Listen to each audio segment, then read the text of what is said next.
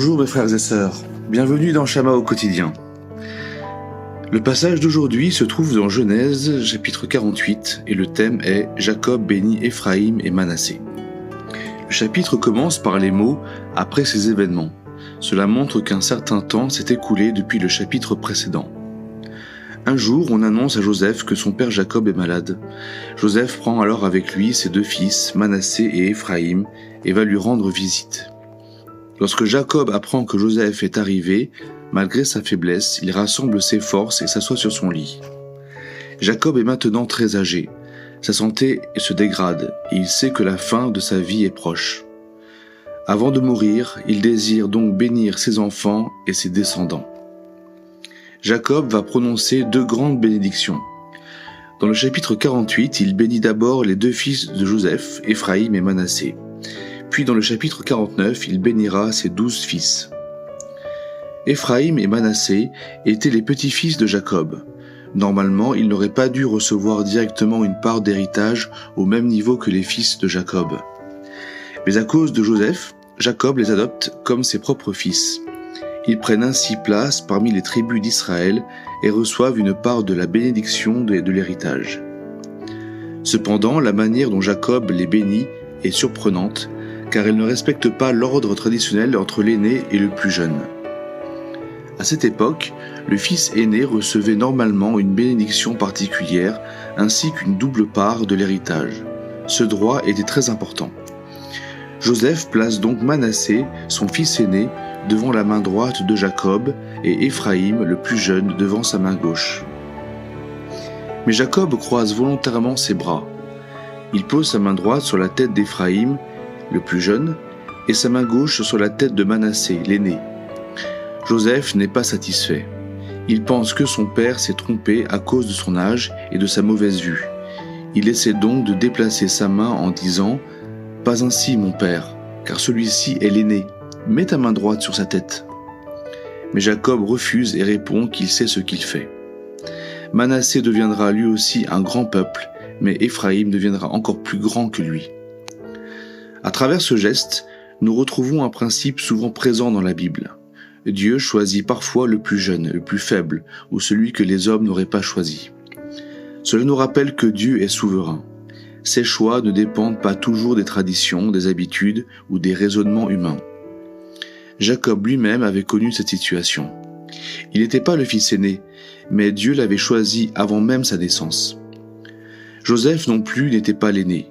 Il était le 11e fils de Jacob. Pourtant, Dieu l'avait choisi pour jouer un rôle essentiel dans la préservation de toute sa famille. Cela nous montre que le choix de Dieu dépend de sa grâce, de son plan et de sa volonté. Nous ne pouvons pas gagner la faveur de Dieu seulement par nos capacités, notre expérience ou même notre apparence spirituelle. Nous ne pouvons pas non plus enfermer Dieu dans une méthode en pensant, puisqu'il agit ainsi dans le passé, il agira forcément de la même manière aujourd'hui. Dans notre vie spirituelle, nous aimerions souvent que Dieu agisse selon nos attentes. Nous regardons une personne et nous pensons qu'elle devrait forcément être utilisée par Dieu parce qu'elle a davantage d'expérience, de connaissances, de capacités ou d'ancienneté. À l'inverse, nous pouvons penser qu'une autre personne est trop jeune, trop faible ou trop ordinaire pour être choisie.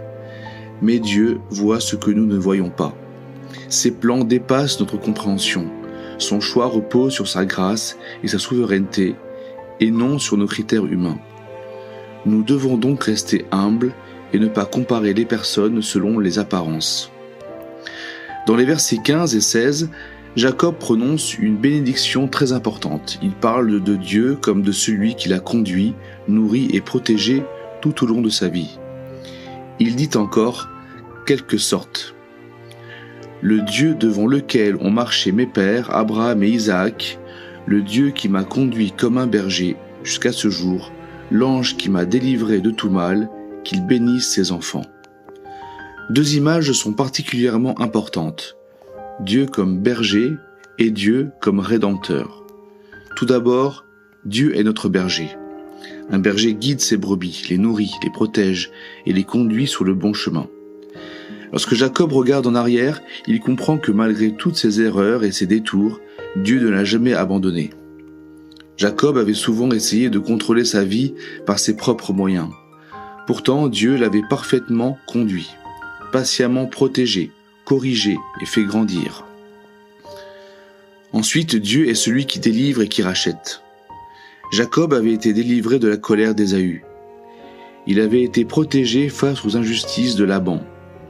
Il avait également traversé de nombreux dangers, des conflits familiaux, des pertes et des souffrances.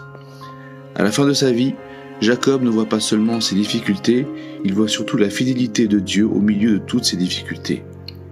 Il reconnaît que Dieu l'a accompagné, qu'il l'a gardé et qu'il a continué son œuvre en lui. Frères et sœurs, nous aussi, lorsque nous regardons notre passé, nous voyons parfois surtout nos erreurs, nos regrets ou nos souffrances. Mais prenons également le temps de reconnaître comment Dieu nous a gardés, relevés, corrigés et conduits jusqu'à aujourd'hui. Dieu ne nous délivre pas seulement d'un problème extérieur, il travaille aussi continuellement dans notre cœur. Il veut nous libérer du péché, de l'orgueil, de la peur, de l'amertume et de tout ce qui nous éloigne de lui. Cette œuvre de Dieu ne dure pas seulement un moment, elle se poursuit tout au long de notre vie.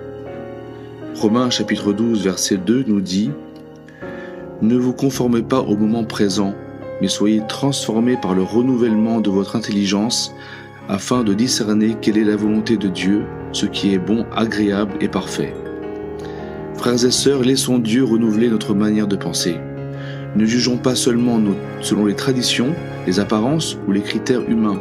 Acceptons que Dieu puisse choisir et utiliser une personne à laquelle nous n'aurions pas pensé.